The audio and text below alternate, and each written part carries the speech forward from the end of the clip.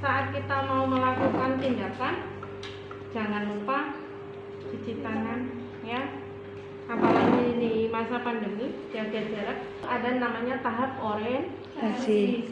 Apa saja tahap orientasi?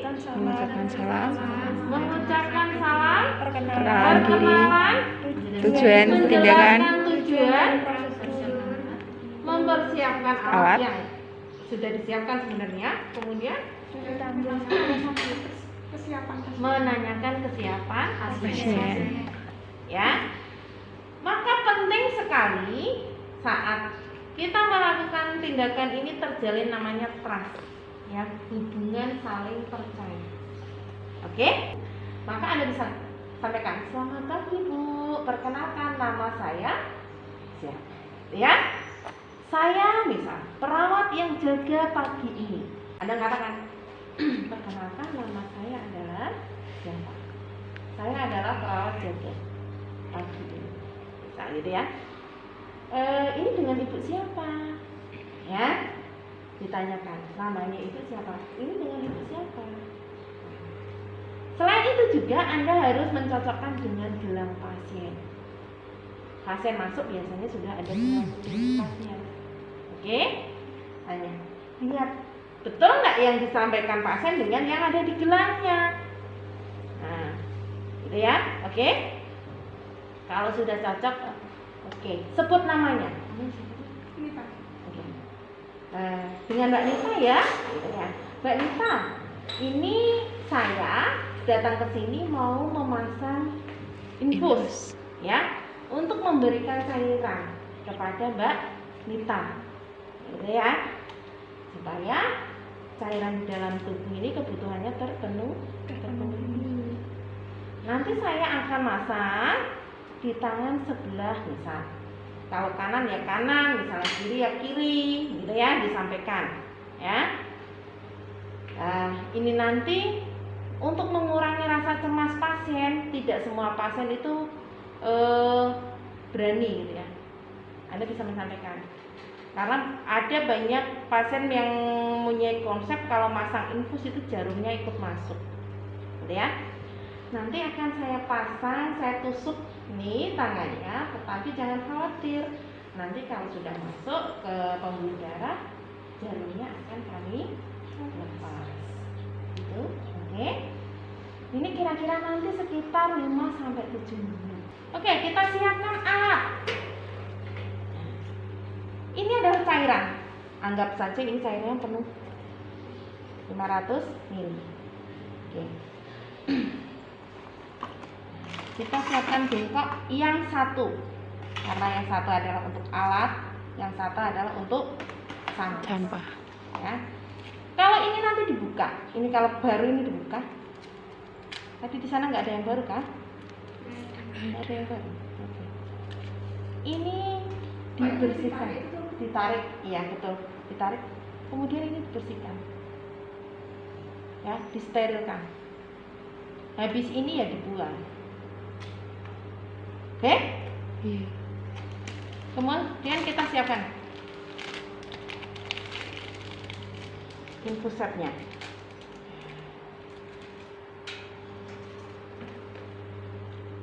Ini kita buka dulu, ya, kita tusukkan.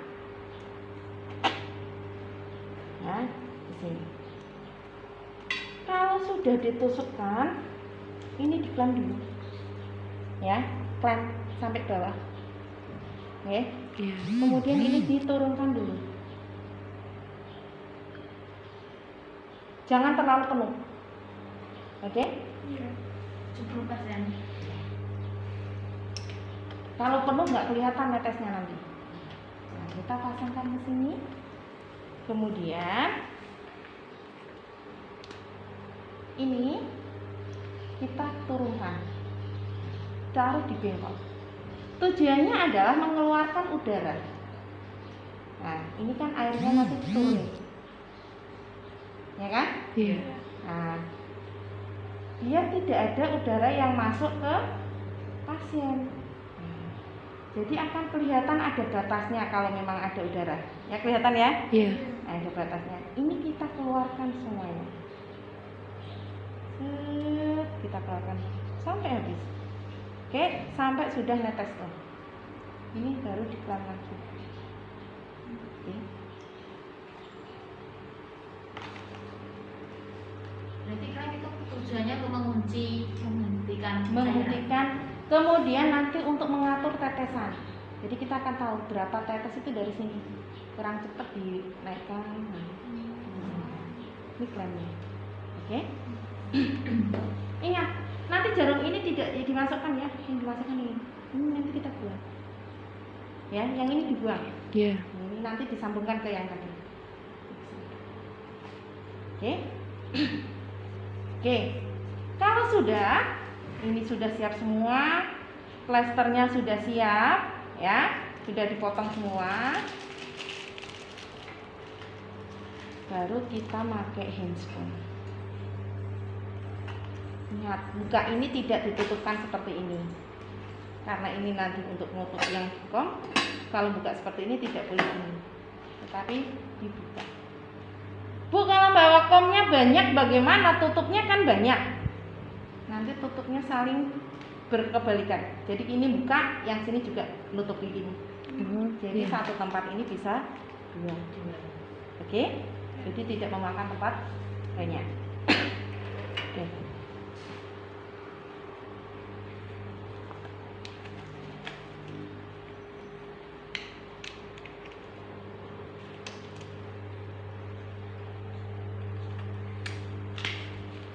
Oke, setelah itu kita siapkan kertasnya.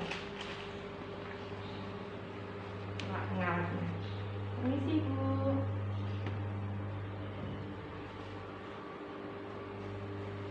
Ini yang sering kebalik-balik. Ada mahasiswa itu ngasih pengalasnya seperti ini. Terus apa fungsinya kainnya? Ya, ini adalah seperti ini. Ya, perlaknya ini memang yang tahan air yang di atas, kemudian dikasih kain supaya nanti kalau misal ada darah, cairan bisa diresap oleh kainnya. Jadi bukan kainnya yang di bawah. Ini saya sering memperhatikan seperti itu. Oke, kalau sudah kita cari dulu. Permisi ya Bu, nanti kita akan pasang nih, ya. Ini kita lihat di sini. Pasiennya suruh genggam dulu. Kita cari. Carinya adalah yang paling jauh dulu, ya, baru nanti mendekat ke sana. Oke. Kalau ini seperti ini, enggak kelihatan deh Bu, ini tuh benangnya kecil-kecil. Misalnya, naik lagi kita sini, gitu ya. Nah, kalau kita sudah pasti mau masang di sebelah sini, maka kita datang ke Ternikat.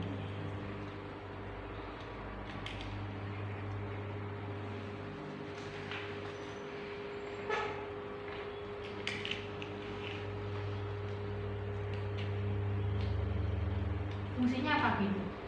ini untuk membendung. Lorok. Lorok. Ingat, jempolnya ini letaknya di dalam. Ya, dia akan lebih kencang daripada ini.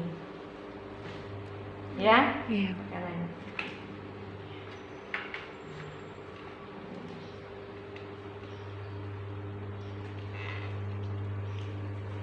pakai duduk ya. Iya. Itu enak pakai duduk.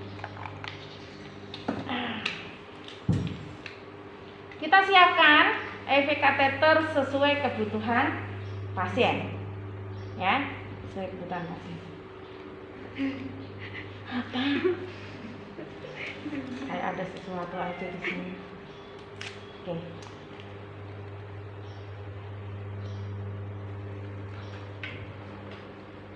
Nah, kalau kita sudah pasti di sini, maka kita mulai. Jadi kita pasangnya mau di sini nih. Ya, di sini. Maka ini dibersihkan. Ini saya cuma contoh ya, nggak boleh diusapnya naik turun.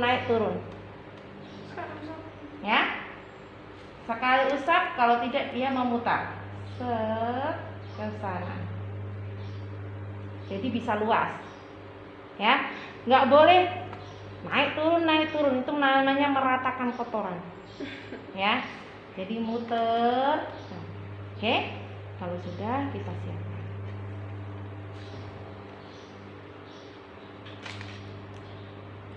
takut? Enggak ya? Oke. Kalau sudah, kalau kita mau masang, lihat jarum ya, needle-nya IV kateter ini. Yang ada lubangnya itu nanti letaknya di atas. Jadi mengenang seperti ini. Naik gini. Ini lubangnya sini. Karena lubangnya kan menceng. Tidak lurus seperti ini. Iya. Menceng gini kan, dia letaknya di atas. Oke.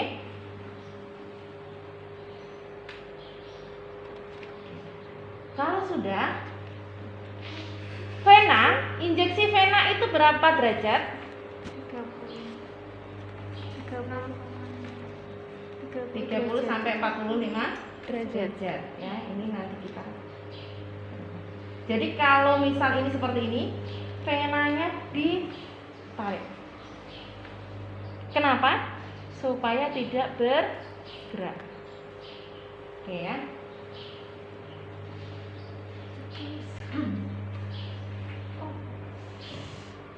Nah, ini keluar. Ya. Bentar. Ini salah. Ini memang korban percontohan ya seperti ini nih. Ya. Sebentar. Sakit kan? Kalau sudah keluar darah seperti ini, berarti ini sudah masuk ke vena. Berarti yang didorong bukan jarumnya, tetapi ini yang pink. Yang pink ini didorong. Yang ini tetap. Dia jalan kan? Ya kan? Iya. Nah, ini dilepas sayang. Emang Bu Kristi itu sadis karena Bu Kristi nggak merasakan. Ya benar. Ya. Oke. Kalau sudah seperti ini, baru ini kita pasangkan. Ini dibuka ya, baru dipasangkan. Tapi maaf, ini saya tidak memasukkan cairannya karena ini cairannya sudah lama. Jadi anggap saja ini sudah terpasang, oke? Iya. Saya nggak mau resiko untuk itu, ya. Iya. Nanti untuk cara mesternya saya kasih contoh, oke ya? Iya. Ini anggap saja sudah terpasang di sini, dimasukkan ke sini. Ke pintunya itu. Ah iya betul, ini jarumnya dikeluarkan. Iya, netes nggak apa-apa. Ya, ini dimasukkan ke sana. Iya. Oke? Oke. Oke ya? Iya. Siap wanita. Nggak apa-apa, dia berani. Ini ditekan supaya darahnya nggak Keluar. Jadi masukkan, oke? Iya. Paham? Paham. Saya nggak mau resiko ngambil untuk di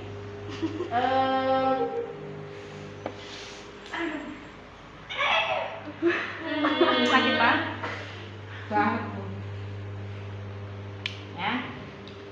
Itu saya nggak mau resiko karena itu cairannya lama, saya nggak tahu dia kebukanya kapan. Ya. Iya. Jadi saya nggak mau resiko. Karena ini masuk. Sudah. Sakit. Kemeng. Jadi ya gitu. Makanya kalau sudah merasakan kemeng kayak gini, besok kalau masang infus ke orang jangan sembarangan. Ini tadi kan untuk penjelasan jadi agak lama. Tetapi kalau besok masang ya harus cepat. Oke? Iya. Jadi sudah ini langsung Anda dorong yang pink tadi masuk seperti itu, langsung disambungkan. Betul. Setelah ditancapkan, disambungkan, segera dialirkan. Itu maka kalau ini masuk vena betul dia netes, tetapi ini pasti masuk vena karena darahnya keluar. Oke? Iya. Netes sampai jarumnya itu bersih, tidak ada darahnya, dilos dulu, ya kan? Tidak ada darahnya, kita pegang sampai kita fiksasi. Saya sebenarnya mau nyambungkan kalau baru, kalau nggak baru saya nggak mau. Ya. Kalau sudah, nah, pegang dulu kan. Oke. Kalau sudah, ini saya kasih contoh yang pemasangan ini ya, disambungkan ya. Ini misal aja dia masih masuk kulit, ini sambungkan kencang, dikencang kayak gini, ya. Maka ini harus dipegang. Tadi kan ada kulitnya di sini, ini dipegangnya gini, ini diputer, ya, sampai kencang. Kalau enggak dia lepas, ini dikeluarin. Set. Nah, ini kan seperti ini, dia keluar akan seperti ini kan? Iya. Ya kan? Nah, sudah seperti ini. Oke. Kalau sudah, nanti tak bersihin. Nah, kalau sudah, saya kembali lagi ke Nita.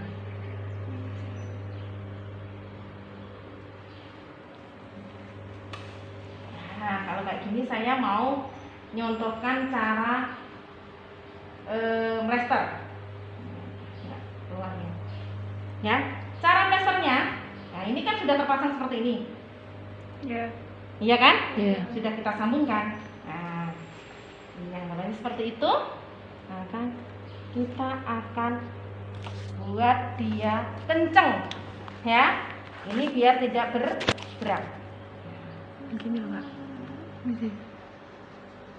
Kalau Anda kesulitan pakai handscoon, bisa handscoonnya dilepas setelah dibersihkan kanan kirinya. Karena ini adalah darah orang lain, bukan darah kita. Oke. Kalau Anda bisa pakai infrapic, pakai handscoon, maka ini nanti begini. Nah, ini kan seperti ini.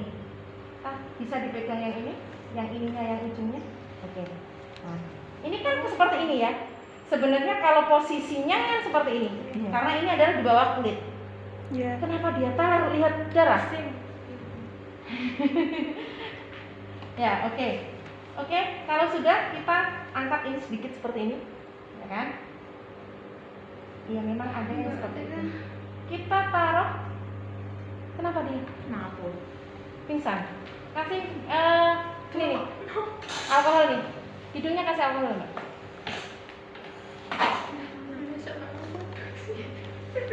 Nah, ini di ke sana. Ini ke sini. Menyilang ya Bu. Iya, menyilang. Jadi kenceng dia. Ya kan?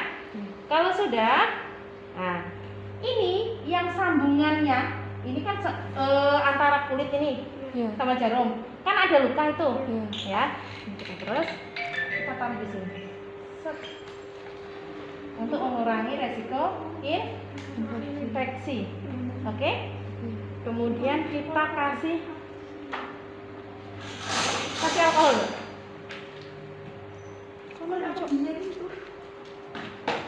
Kasih Hepafik seperti ini. Oke? Iya. Nah, biar dia kelihatan keras. Jangan ditinggal Bu penjelasannya.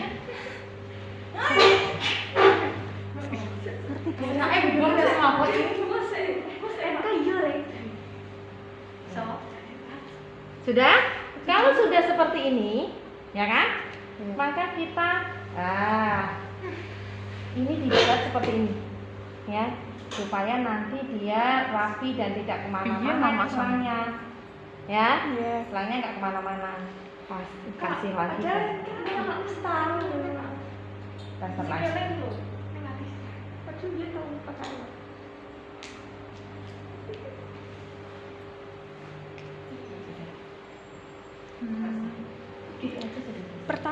Pertama menyilang, terus di Kasih alkohol swab, ya. masukkan ke situ. Alkoholnya swab itu adalah di sambungan jarum sama kulit itu, Mbak.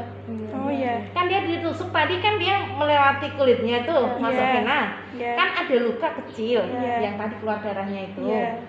Dikasihlah di situ untuk mengurangi resiko infeksi. Oh, iya. Oke. Kemudian dikasih Hepafik yang lebar, ya kan? Dikasih Hepafik yang lebar. Kalau di rumah sakit ada, saya pegang mana ya? Nanti saya jelaskan. Kalau tidak ada, pakai kayak gini, terus kemudian disilangkan seperti ini, biar dia nggak kemana-mana selangnya, ya. Kalau ini buat angkat-angkat juga masih kuat lah ya.